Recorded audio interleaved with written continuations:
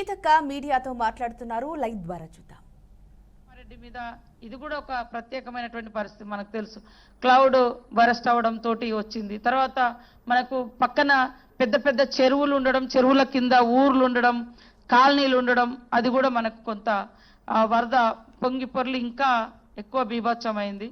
So కాబట్టి ఇప్పుడు ఈ ఎక్కడెక్కడైతే మనం డ్యామేజ్ అయింది, డేంజర్ పాయింట్స్ ఉన్నాయో అవన్నీ కలెక్టర్ గారి దగ్గర, ఎస్పీ గారి దగ్గర కంపల్సరీ ఉండాలి. అక్కడ ఎవరెవరిని డిప్లాయ్ చేయాలా, ఎవరెవరిని అక్కడ సెక్యూరిటీగా పెట్టుకోవాలి. నైట్ అయితే ఈ వాగు పొంగుతుంది, ఈ చెరువు మళ్ళీ ఏమైనా బ్రీచ్ అయ్యే ప్రమాదం ఉంటుంది అనుకున్నప్పుడు అక్కడ మనం మనుషులను పెట్టుకొని ఎప్పటికప్పుడు కోఆర్డినేషన్ చేయడం. మనకెక్కడో 50 కిలోమీటర్ల మీద జరిగినా కూడా మనకు అక్కడ వరద యొక్క ఉధృతిని ఇక్కడ మనకు తెలియజేస్తే ఈ గ్రామాలను మనం అలర్ట్ చేయగలుగుతాం. అది మీకు కొత్తగా అవ్వడము, పైన చెరువుల యొక్క సిచ్యువేషన్ మనకు కొంత తెలియకపోవడము, లేదా ఈ క్లౌడ్ బరస్ట్ అనేది ఊహించని పరిణామం. అది చాలా ఒకటేసారి కుండపోతా అంటాం మనం, లేదా వాగొచ్చినట్టే వస్తుంది. దాంతో కూడా ఎఫెక్ట్ అయింది. అయినా కూడా అందరూ జేసీపీలు కూడా లేదా చిన్న చిన్న వెహికల్స్ ఏమంటారు వాటర్ను బయటికి తీయడము, లేదా కాలువలతో వేయడము. ఇప్పుడు కూడా మేము ఇందాక ఇటు వచ్చేటప్పుడు ఒక దగ్గర మెయిన్ రోడ్ మీదనే నీళ్లు స్టక్ అయి ఉంది, స్టోర్ అయి ఉన్నాయి రోడ్ మీదనే.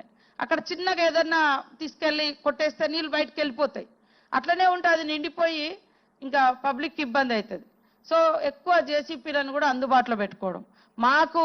నాకు మా గోదావరి ఒడ్డెంబటి ఉన్న అనుభవాలతోటి మేము ఇవన్నీ ప్రికాషన్స్ తీసుకుంటాము.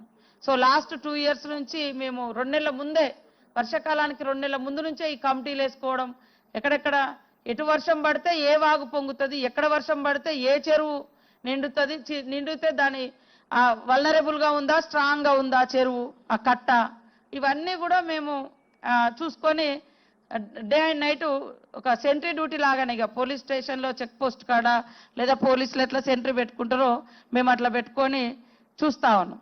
సో ఇప్పుడు మనకు వచ్చిన ప్రమాదాన్ని దృష్టిలో పెట్టుకొని చాలా ఊర్లు చిన్న చిన్న తండాలు ఉన్నాయి, చిన్న చిన్న కాలనీలు ఉన్నాయి, మన దగ్గర పెద్ద పెద్ద కాలువలు ఉన్నాయి, పెద్ద పెద్ద చెరువులు ఉన్నాయి.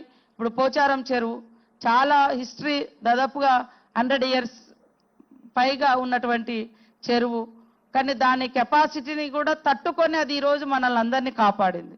సో అక్కడ చాలా వరకు నీళ్ళు వచ్చినా కూడా ప్రాణహాని జరగలేదు.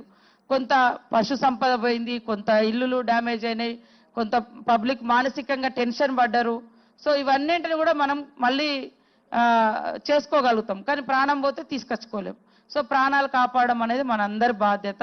కాబట్టి వర్క్ డివిజన్ అనేది చాలా ఇంపార్టెంట్. ఒక కాల్ చేస్తే అందరికి వెళ్ళిపోయి ఆ మెసేజ్ అందరి కింది స్థాయి అధికారుల వరకు మొత్తం జిల్లా యంత్రాంగం అంతా కూడా అలర్ట్ అయ్యేటట్టుగా ఇక్కడ కలెక్టర్ గారు, ఎస్పీ గారు, మరి ఇన్ఛార్జిగా వచ్చినటువంటి రాజీవ్ గారు అందరూ ఈ వాట్సాప్ గ్రూప్స్ కూడా పెట్టడం, విలేజ్లలో కూడా మనకు ఎప్పటికప్పుడు ఏం ప్రమాదం అవుతుంది, ఏం ఇక్కడ అనేది వాళ్ళు ఆ గ్రూపులలో కూడా యాడ్ చేసుకుంటే వాళ్ళు మనకు చెప్తా ఉంటారు. చెప్తే దాన్ని మనం కొంచెం అంచనా వేసుకొని అలర్ట్ చేయడానికి, పబ్లిక్ను అక్కడ నుంచి తరలించడానికి, షిఫ్ట్ చేయడానికి, ఇవన్నీ మనం కొన్ని ప్రికాషన్స్ తీసుకోవడానికి చాలా ఉపయోగపడతాయి. కాబట్టి జిల్లా నుంచి మండల స్థాయి వరకు ఒక గ్రూప్ ఉంటే ఆ మండల స్థాయి అధికారులు ఎవరైతే ఉన్నారో విలేజెస్ తోటి మనం కనెక్టివిటీ పెట్టుకొని ఆ విలేజ్లో ఉండే సెక్రటరీ లేదా ఒకరిద్దరు పెద్ద మనుషులు, వాళ్ళు మాజీ సర్పంచ్లు కావచ్చు, ప్రజాప్రతినిధులు కావచ్చు, ఊరు మీద అవగాహన ఉన్నటువంటి వాళ్ళతోటి ఆ మండల స్థాయి గ్రూప్లో వాళ్ళ నెంబర్ యాడ్ చేసి మీ ఊర్లో వరద వస్తే మీకు ఎట్లా ప్రాబ్లం ఉంటుంది, ఎక్కడి నుంచి వచ్చే సిచ్యువేషన్ ఉంటుంది, ఏమైనా ఉంటే మాకు ఎప్పటికప్పుడు ఇన్ఫర్మేషన్ ఇవ్వండి అనేది కూడా మనం పెట్టుకుంటే బాగుంటుంది. సో ఈరోజు ఇప్పటి వరకు మనం కాపాడడం, తర్వాత ఈ నష్టాన్ని అంచనా వేయడం, నెక్స్ట్ వర్క్ ఈ నష్టాన్ని అంచనా వేసి ప్రభుత్వానికి ఇవ్వడం, వెంటనే ఈ రోడ్లు డ్యామేజ్ ఎక్కడెక్కడైతే అయినాయో అవన్నీ కూడా మరి రెస్టరేషన్ చేయడం, తర్వాత లేక్స్ కూడా, ట్యాంక్స్ కూడా చేయడం. మొత్తం నీళ్ళని పోయిన తర్వాత మనం ఎన్ని కోట్లు పెట్టినా అది వేస్ట్, నీళ్లు కూడా ఉండాలి చెరువులో. సో ఇది కూడా మనకు అవసరం. కాబట్టి దీన్ని దృష్టిలో పెట్టుకొని ఈరోజు ఈ యొక్క జాగ్రత్తలు చెప్పడానికి ఇక్కడ అంటే ఫీల్డ్ విజిట్ చేసిన ముఖ్యమంత్రి గారి పర్యటన కూడా దాదాపు